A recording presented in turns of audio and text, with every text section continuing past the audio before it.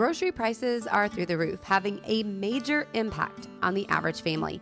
My answer to this is bulk buying, but it isn't necessarily simple to start. Today, I'm going to share with you some tips that I have found along the way that might help you get started. We're also going to discuss the average shelf life of some traditional staples and do it all as I make over my pantry shelves with the help of my kiddos.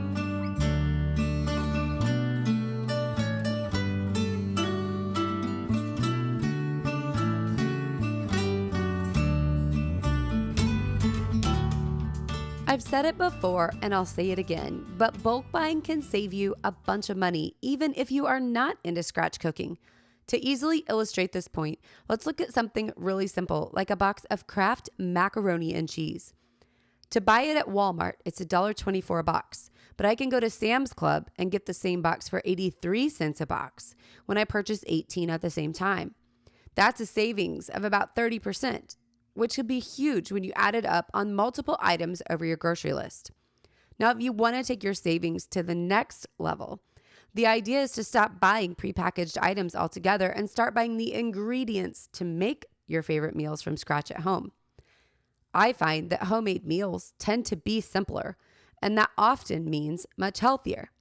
This keeps the kitchen easy and the prep to a minimum most of the time. There are a few things to think about when buying in bulk. One of which is space. Now, ideally, you have unlimited space. You have locations where you can add these extra things like the basements or a walk-in pantry. But if you don't have those things, there are other options as well. And we'll talk more about those in a little bit. Here, I'm storing my bulk goods in some white buckets that are food grade and safe with Gamma Seal lids, but I decided I don't really enjoy that look in my pantry. So I'm switching them all over to gallon and half-gallon jars that I purchased through Azure Standard with lids that seal on top. I'm taking down a bunch of stuff that I had on an old shelf over on my wall and turning it into my bulk storage area. This has been a project on my mind for a really long time, and I was super excited to get it going. My first order of business was to take the grains and flour that I store over by my baking station and get them up off the floor. Now, something like a whole wheat flour can last 6 to 9 months on the shelf, or even longer if you put it in the refrigerator or freezer. The amount that you're seeing here, which is a gallon, I will go through in no time, and then I plan just to go refill it out of my bulk bins. But back in the days when I wasn't baking quite so frequently, I would commonly put my extra in our freezer. This is a way to really extend the life. You can also put it in your refrigerator, but the freezer will give you quite a bit longer shelf life on things like flour. A traditional all-purpose flour is good for about 1 year after the date of purchase. For an even longer shelf life, I really love my wheat berries. Now, this is hard white wheat. I also have hard red that I'll fill up momentarily, as well as soft white wheat for different purposes in my baking process. These berries can last 25 years if stored properly. Conditions that you're looking for would be dry and cool, also away from the light, which is what I do when I have bins like this down in my basement. Now, the jar that you're seeing here will go over on my shelf and it'll be used way before it goes bad, but berries like this will last a really, really long time. Other foods that last 25 to 30 years are going to be dried beans, as well as one of my kids' personal favorites, which is popcorn. Now, if you want another example of how you can save big by buying in bulk, popcorn is definitely one of them. If you buy microwave popcorn at Walmart, you're going to pay anywhere between 16 to 26 cents per ounce. If you buy popcorn at Sam's and pop it yourself, you're looking at 10 cents per ounce, both for a conventional product. But if you go to Azure Standard, you can get a 25-pound bag of organic popcorn for 8 cents an ounce. That's at least a 50% savings over the Walmart cost of a microwave bag of popcorn for something way higher in quality. Now, that is a really, really big savings. And not only that, like I said, we're talking about a 25-year shelf life here when properly stored. Other items that have similar shelf life would be rolled oats as well as powdered milk. Now, I'm sure a lot of you are thinking, why would I want powdered milk? Well, it used to be the same way as well, but I have come to find that powdered milk is so amazingly simple when I'm cooking. I know some families are huge milk drinkers, and there's a huge movement, obviously, in the Homestead community to have your own milk cow. but we don't actually drink that much milk. So having something powdered with a really long shelf life is a huge win at our house, not only toward our self-sufficiency and just food security, but also in just having something on hand that we only occasionally need to prevent milk from going bad. Now, we do have an awesome neighbor that will occasionally give us a gallon here or there, and we definitely will put that to use, but it's just not something that we keep on hand all the time, which is another cost-saving tip. Even though we have 5 kids, they haven't grown up as milk drinkers, and I also attribute that to their really good appetites. They've never filled up on milk to begin with, so they have all that room for food. Another ingredient I want to talk about with a really long shelf life is rice. Now, if you get a white rice, it can last and last 25, 30 years easy. I don't like white rice, so I'm using a brown rice. I've had this bucket for a couple years. I just recently opened it and it is still really, really good and fresh.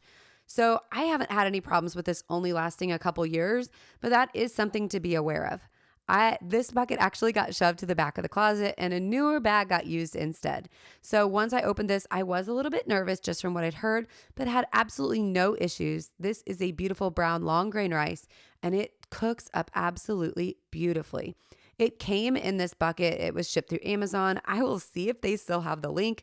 I'm sure the prices went up since I purchased it, but I'll definitely put it down below if I can find it because I really think this rice turned out much better than I had anticipated. And of course, way better than the Uncle Ben's that I used to use, especially because it's an organic product. Now, this is not an extensive, exhaustive list of how long foods are going to last you. This is just examples based on what I actually use in my kitchen. Now, there are a few items that last even longer than what I've just talked to you about, and we call those forever foods. Things like sugar, honey, salt, and vinegar are not going to expire. So make sure to stock up on those anytime you find a good deal and have the space to store them. I love keeping extra vinegar on hand, not just for cooking and canning, but also, of course, for cleaning. Now, one thing you've probably noticed while watching me work through this is that I'm writing on my jars with a Sharpie. Before the last few years, I didn't know this was a thing. This works out really well. You don't have to purchase fancy labels to put on your jars. And quite honestly, I like a really minimalist look. So I like not having the label on the front. But if that's for you, definitely go ahead and do it. Just know that things like that are extra and they're definitely not necessary. Just like my jars that you're seeing here. Gallon jars can often be sourced for free in areas that might have a concession stand, like a baseball field or even a city pool. So make sure to check in places like that if you're looking for a way to save on your jars. Just know you might have to scrape off some labels. Now, what you're seeing here is something really funny. This bucket does not have a screw-on lid. Like I mentioned before, it came from my Amazon order and it came just like this with this lid on. It is really hard to get off. That's part of the airtight seal, but it's also super hard to get back on. I will be adding one of the spinning lids to this just for ease of access going forward. But even after I sat on it and pushed on it and my son pushed on it and sat on it, we could not get it shut until he went and got his rubber boots and stomped the dang thing. So make sure you know that it can be really hard to get into them. And those spinning lids are not necessary, but are super helpful. I'll make sure to link them down below as well. I searched all over online and the closest or cheapest place I should say to find those was also Azure. Now take a look at my little ladies here. The baby was insistent that she help carry these jars. I was a little worried, of course, about the weight, so we decided to do it together. She ended up asking if I could pick her up and put it on the shelf, and of course we got that done. Back when this kitchen was originally built, that was an old window. But as the years and decades and even century has passed, things around here have obviously changed. And now that is no longer an acceptable window space due to the addition of our back deck and a roofline change. So now we have this beautiful shelf to fill it in. Jumping back into the foods, I wanted to talk to you for a minute about the shelf life of dried pasta. We bought a bunch of dried pasta back in 2020 and we're still finishing up today. So we've been using that for 4 years. The expiration date is actually still in the date on the package itself. But when you check online, it says the shelf life of dried pasta is anywhere from 1 to 2 years. Now, again, my personal experience says even at 4 years, it's still good. It's even in date per the manufacturer. So take a look at what you have there. But what I can tell you is the price that I paid for my dry pasta in 2020 is definitely less than the price I would pay today. So stocking up and getting enough to last 4 years was actually a really good choice. We're coming to the very end of it right now, and I plan to do another big stock up on dried noodles coming soon. Other items lasting a couple years would be peanut butter. Definitely check your manufacturer's date, but that's usually 2 to 5 years. Also, baking powder and baking soda are usually good for 18 months before they start losing any effectiveness at all. Olive oil is good for 15 months if you've opened it, 2 years if unopened. So fats can be tricky. You don't want to stock up too far ahead, but you can still get pretty good shelf life out of those. Also, I stock up on butter. I buy 18 pounds at a time through Azure Standard, but you can also get great deals on butter through Sam's Club. Comparing present day prices, if you purchase 4 pounds of butter at Sam's and 4 pounds of butter at Walmart, you'd actually save $2 on that same exact purchase. Now, I know sometimes these amounts seem small, but when you're saving a couple dollars on every single item or even up to 50% depending on what you're bulking up on, that really impacts your family's grocery budget over the long haul. Now, you just saw me fill up our tea jars. My kiddos love to have a nice glass of tea every once in a while, usually sweetened with honey, sometimes with sugar, and we have 3 different flavors that we like.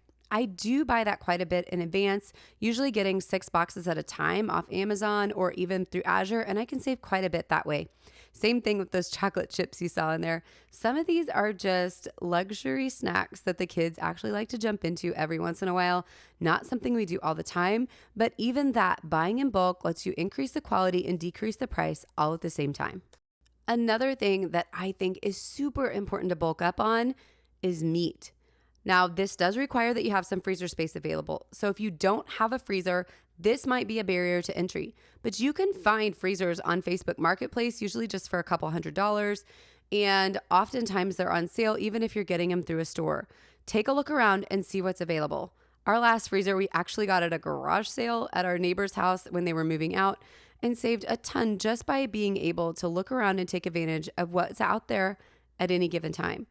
Now, the last time I did a video on saving money on groceries, somebody in the comments talked about being on the carnivore diet. This is something that I have done previously.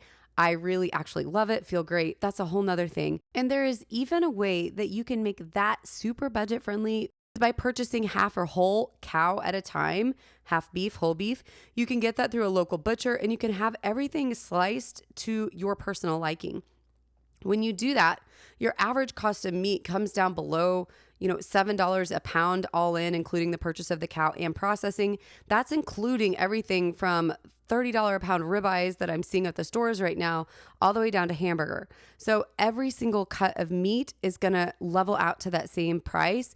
And the quality that you can get by sourcing your meat from a local farmer instead of buying it through a big box store, as well as the savings, is really, really hard to beat. You can also do the exact same thing with pork. Now that we've gone over all the items that I love to bulk up on around my house, I want to talk to you a little bit about getting started. I really feel like sometimes this is a barrier to entry when it comes to bulk buying because people are overwhelmed by what they need to do and how they need to make it happen. First of all, I want to talk about funds. If you have the extra money, just go fill up your shopping cart and make it happen. My personal go-to for bulk is Azure Standard, as you've heard me mention, but simply because organic is important to me. My second favorite place is Sam's Club. I do like Costco, but only recently have they opened in our area, and I love that they have a few more tech features at Sam's, like our scan and go, pick up in the parking lot from the app and those kinds of things. But I will say that Costco does have a better organic selection, so if you aren't a member of either of those, make sure to check them out before you pick one over the other. If you do not have the extra money right now to sink into food, I have a few suggestions. Number 1, start by sizing up a few items per month that you're currently buying. If you're going to buy flour, instead of buying 5 pounds, buy 25 pounds. It's really not that much more expensive to just add 1 bulk item per month or maybe 2. Secondly, buy 3 of a particular item instead of 1 if you're looking to bulk up on, say, a canned good or something of that sort. That's just a few extra dollars here or there and can really make a difference on your storage cumulatively when you do it week after week. The third thing, look for a bulk discount grocery store. I have one somewhat close to me, or as close as those kind of things are when you live as far out as I am. And one time I was able to pick up a 25-pound bag of King Arthur bread flour for $10. That is an absolute huge savings over retail. And I have scored other really high price things like shrimp, cases of chicken, and other deals that have been really nice. What they are is a company that gets foods that were sent to restaurants and such. The outside case might have been damaged and the restaurant refused it. So as a result, discount places like this can buy them off and then sell them at really, really huge savings. Looking for one of those discount grocery stores can really be a huge find in your area. So check out what you can find. Another suggestion is to be on the lookout for sales. Many items are on sale seasonally. So when you purchase items in season, they are usually at a considerable discount to what you could find them for when they're off peak season. When you're buying in bulk, the extra funds should be free in your budget to make some of those bigger purchases when they come up at the discounted prices. Another hurdle for many is storage space. Now, this is definitely an issue. I do know people who do this with large pantries like mine, also those with basements, of course, but then I know people who do it with a linen closet or the storage space left under their bed. Think about ways that you could maybe clear out some unused kitchen items that you haven't pulled out in years and put that space into bulk storage where it'll be more useful. Also, again, as I mentioned, be on the lookout for freezers, and some even add shelving into their bedrooms or a corner of their dining room if needed. The most important thing for anybody new to bulk buying is to remember to start with the basics and only buy foods that you currently eat when you're getting into this sort of cycle. You can always make changes and evaluate as time goes forward, but the last thing you want to do is invest in a bunch of food that just isn't getting moved. The other thing I want to say is keep it simple. This will most likely change the way you cook down the road, but also it's important that you try not to tackle more than one task at a time. Right now, we're focusing on your pantry, not extravagant meals, although you might just find that they're not only healthier, but wonderfully delicious at the same time. If you're curious on bulk buying, make sure to check my link below for Azure Standard. I do receive a referral credit for everybody that comes to them through my link, so greatly appreciate each of you taking the time to do that. If you're interested in more savings on groceries, bulk buying, or how to store your food for the long haul, make sure to check out my playlist and come back next week when I share more with you on how to properly store these items for the long haul.